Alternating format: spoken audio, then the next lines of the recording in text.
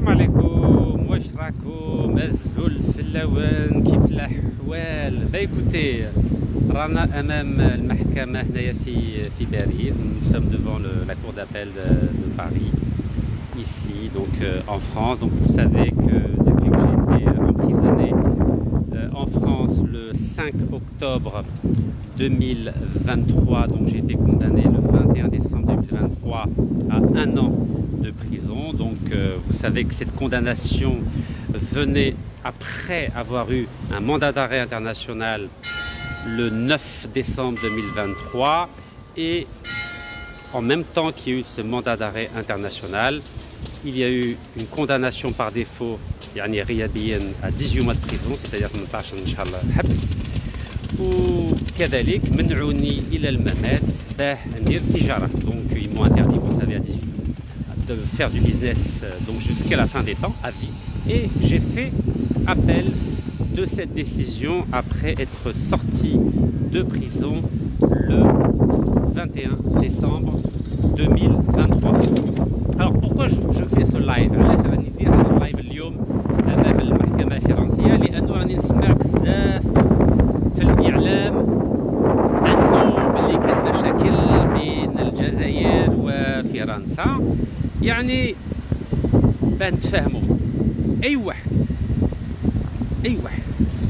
اللي يضر مصالح، c'est-à-dire toute personne qui dérange les intérêts d'un État, et quel que soit le pays dans le monde, hein. Ça peut être les États-Unis, ça peut être la Russie, ça peut être l'Afrique du Sud, ça peut être l'Algérie, ça peut être la France, ça peut être Israël, ça peut être le Liban, l'Australie, le Mexique, la Chine, l'Inde.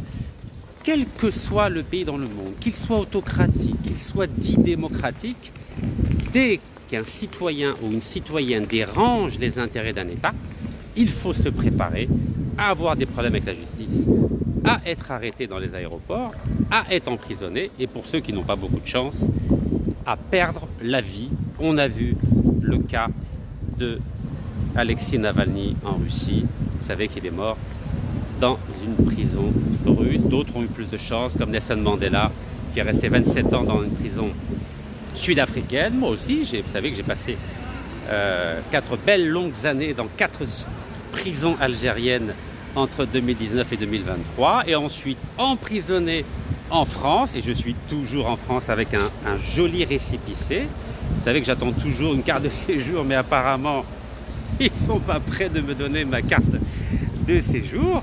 Donc j'ai toujours mon passeport algérien et ma carte de séjour, mon récépissé de renouvellement de carte de séjour, qui n'est valable que 3 mois. Donc à chaque fois je suis obligé de revenir ici en France, parce que je n'ai pas le droit de dépasser 3 mois ici en France. Donc ce titre de séjour est valable uniquement jusqu'au 15 janvier 2025. Donc vous savez que lorsque je suis allé en Algérie, on m'avait dit que j'allais être emprisonné. Mais j'ai été élevé dans une famille où on n'a pas peur, parce qu'on défend des principes. Et j'ai été emprisonné, comme vous le savez, dans 4 prisons algériennes, mais je n'ai jamais été maltraité, que les choses soient claires. Et je n'ai pas été à l'hôpital comme certains qui ont été à l'hôpital. Et vous savez qu'à l'hôpital, on peut avoir des visites tous les jours, des avocats, de la famille. Moi, non, c'était tous les 14 jours, on avait le droit à 20 minutes de visite. C'est-à-dire qu'il y a pas eu un traitement de faveur. Et en France, pareil, j'ai été emprisonné à Fresnes, aucun traitement de faveur, j'étais avec tout le monde. C'est normal, moi je suis un enfant de 9 mois, je suis un enfant des cités en France, vous voulez de droit de Jazair. Donc personne ne m'a fait de cadeau, ni en Algérie, ni en France. Ça c'est très important à dire. Certains sont favorisés, c'est-à-dire que on dit qu'on les met en prison, mais ils ne sont pas en prison, ils sont dans des hôpitaux, ils ont la visite de la famille tous les jours, des avocats tous les jours. Donc on va dire que c'est une prison déguisée. Et en général, ce sont les personnalités qui profitent de ces prisons déguisées partout dans le monde, hein. Il faut être très clair, hein. Et moi, je n'ai jamais eu de traitement de faveur, parce que je suis un simple citoyen. Personne n'a couru après moi pour me libérer. Aucune organisation internationale, aucun média, aucun intellectuel, sauf quand même, d'ailleurs je les remercie. Mais heureusement, ceux qui ont militer pour ma libération, ce sont des avocats algériens, ce sont des hommes politiques algériens, notamment si Nourdine Ben Hamouda, si Belabbès, Maxime Belabbès, donc je tiens à les remercier. Je les ai d'ailleurs remerciés dans mon livre, et à l'époque, je tiens à le dire, Kamel Daoud, donc il y a beaucoup de problèmes aujourd'hui en Algérie, a quand même fait donc une tribune où il a cité mon nom pour demander ma libération, alors qu'il était absolument en désaccord total avec ma façon de faire de la politique. Et en ce moment, donc, nous avons une personnalité qui est en Algérie, n'a jamais dit un mot, ni écrit un mot pour demander ma libération. Mais chacun est libre. Vous savez, je ne suis pas le centre du monde, hein. Je suis simplement un citoyen algérien qui a eu l'indélicatesse, pour parler en bon français que j'ai appris à la Sorbonne, de renoncer à sa nationalité française en 2013. Et vous avez bien vu que la France n'a jamais levé le moindre petit doigt pour demander ma libération, parce que je suis algérien, tout simplement. Je ne suis plus français. Vous voyez à quel cas je fais référence. Jamais, jamais, jamais, jamais, ni un journaliste, ni un homme politique, ni une organisation internationale ici sur le territoire français n'a jamais demandé ma libération. Et quand je vois ce qui se passe depuis quelques jours, je suis choqué. C'est-à-dire que tous les êtres humains ne sont pas les mêmes. C'est-à-dire que ça dépend qui vous défend. Mais ce qui est intéressant, parce que là je vois que l'Algérie est massacrée dans les médias français, mais vraiment elle est massacrée. Je n'ai jamais vu ça depuis les attentats terroristes en France entre 1994 et 1995. Je n'ai jamais vu autant de haine être déversée par des journalistes français, par des intellectualistes français, par certains hommes politiques français qui traitent l'Algérie de dictature, de régime corrompu, etc., etc. Bon, vous savez que j'ai fait 2 livres sur ce thème entre 2018 et 2022, parce que moi j'avais le courage de parler en Algérie. Mais j'assume mes positions. Vous savez que j'ai toujours assumé. Je ne me suis jamais caché. Jamais caché. Et ce qui est bien en Algérie, et là peut-être que je vais en choquer plus d'un, ce qui est formidable en Algérie, c'est que malgré tous les défauts de l'Algérie, et Dieu sait qu'il y a beaucoup de défauts en Algérie, au moins ils respectent ceux qui parlent en Algérie. Et vous savez que j'ai toujours parlé en Algérie. Vous savez qu'il n'y a aucun homme au monde, je dis bien et je le dis très humblement, aucun homme au monde qui a écrit un livre contre la dictature de son pays alors qu'il était en résidence surveillée. En résidence surveillée. Je ne sais pas si vous imaginez, mais alhamdoulilah, en Algérie, il y a toujours une solution. Et à tel point, attendez, je ramasse un document. Voilà, monsieur, bon courage, cher monsieur. À tel point, écoutez-moi bien, que le président de mon pays, c'est-à-dire Sir Abdelmajid Tebboune, eh ben c'est lui qui m'a accordé 3 grâces pour me sortir de prison. Parce que vous savez qu'en Algérie, le pouvoir est un tout petit peu partagé. Donc il y en a qui vous aiment et d'autres qui vous détestent. Et c'est comme ça. C'est pareil aux États-Unis, c'est pareil en France, c'est pareil en Chine, c'est pareil en Russie, au Liban, en Espagne, partout. Il y a toujours des gens qui vous aiment ou qui vous apprécient et d'autres qui vous haïssent et qui vous détestent. Donc moi j'ai eu la chance, je parle de moi, je parle uniquement de mon cas. J'ai eu la chance d'avoir un président que j'avais défendu lorsqu'il avait été limogé de son poste de Premier ministre le 15 août 2017, qui est reconnaissant. Encore une fois, je parle que de mon cas. Et il a demandé, il m'a accordé 3 grâces, parce qu'il y en a qui étaient contre. Donc à chaque fois qu'il me libérait, d'autres me mettaient en prison. Il me libérait, d'autres me mettaient en prison. Et à la fin, alhamdoulilah, le 19 janvier 2023, il a réussi à imposer sa décision et j'ai été libéré. Et écoutez-moi bien, lorsque j'ai été emprisonné en France de mon propre chef, hein, c'est moi qui me suis rendu. Parce que vous savez très bien,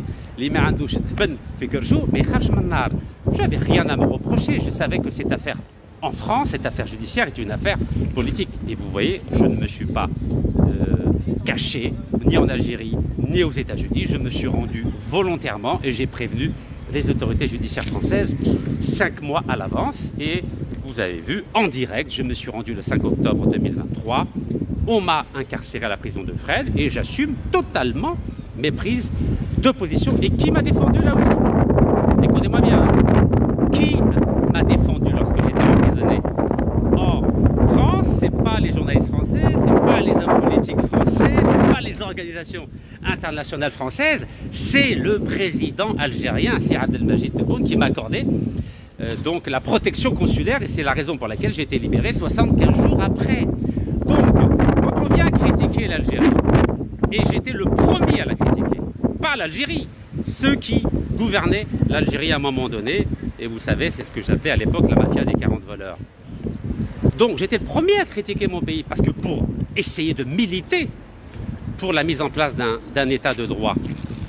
Mais moi, en tant qu'Algérien, je critique et j'assume mes positions. Et c'est pour ça que j'ai été emprisonné. La France, pourquoi elle m'a emprisonné?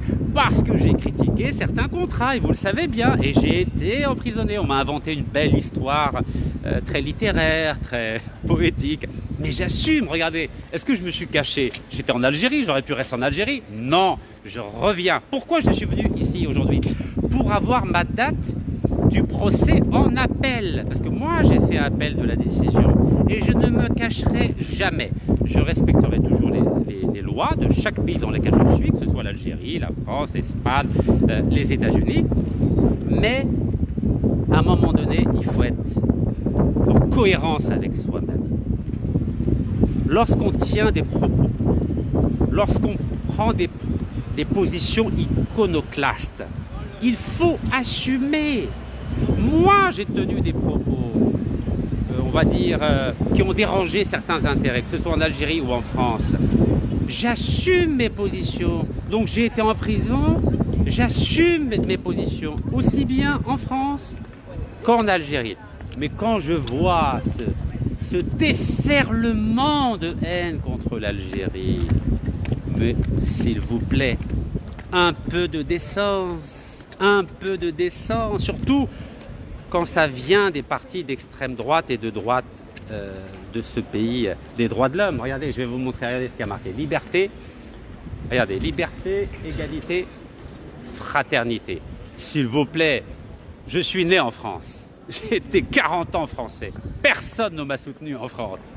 Et quand je vois qu'une personne qui vient à peine d'être française et qu'elle bénéficie du soutien de tout l'establishment français, s'il vous plaît, s'il vous plaît. Et puis ceux qui disent oui, il va être maltraité, il va mourir, etc. Arrêtez, il n'est même pas en prison, il est dans ce qu'on appelle un hôpital pénitentiaire. C'est-à-dire que, pour ceux qui connaissent la prison, vous savez, à l'hôpital Moustapha Bacha, il y a une section qui est réservée aux prisonniers.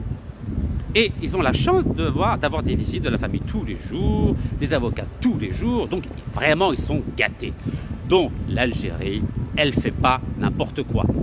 Moi, à titre personnel, je ne souhaite à personne d'être emprisonné, que les choses soient claires, à personne. Et je défendrai le droit de chacun de s'exprimer, de défendre ses positions, mais il faut savoir qu'il y a des conséquences. Il y a eu des conséquences pour moi, et je l'ai payé très cher, et vous le savez, et je remercie Dieu subhanahu et ma famille de m'avoir aidé, et quelques militants qui m'ont soutenu, mais vous avez bien vu qu'à chaque fois qu'une personne franchit la ligne rouge, eh ben ça se passe mal pour elle.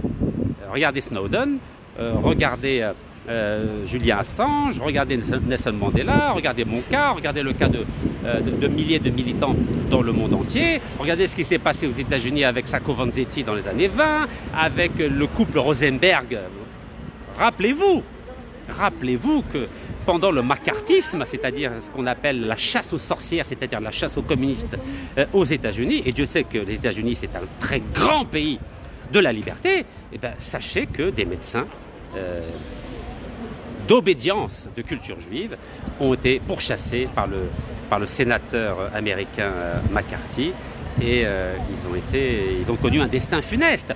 Donc voilà, dites-vous que c'est normal, tout militant, tout homme politique, ou femme politique, tout journaliste, ou tout écrivain qui prend des positions délicates, il faut qu'il soit prêt à en assumer les conséquences. Il faut le savoir. Sinon, il faut fermer sa bouche et là vous pouvez vivre tranquille, vous pouvez vous occuper de votre famille, votre santé, vos factures, vos problèmes administratifs, vous pouvez aller au restaurant, passer des week-ends à Venise ou faire le tour du monde à travers les 5 continents. Mais quand vous voulez toucher la ligne rouge, bah, préparez-vous à avoir des difficultés.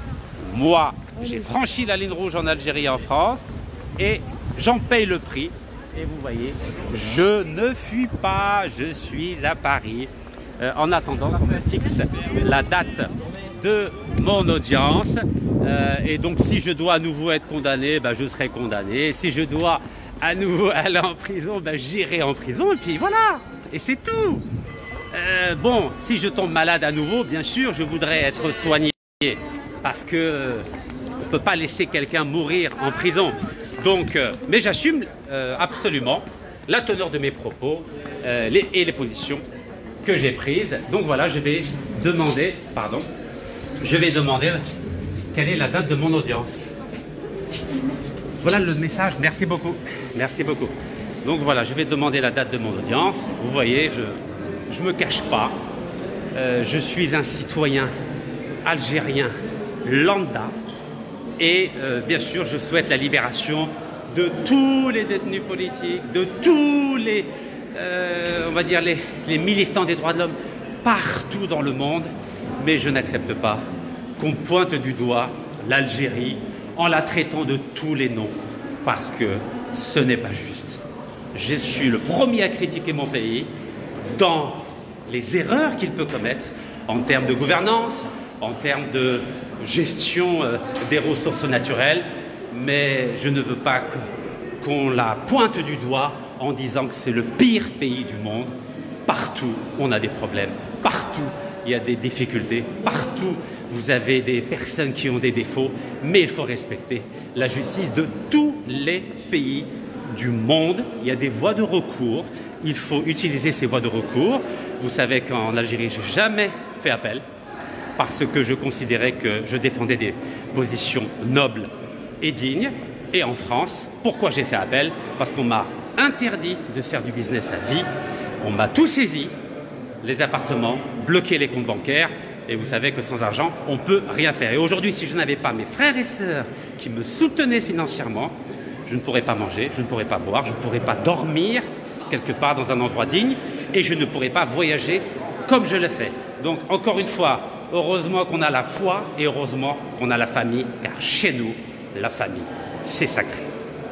Sahid, famille.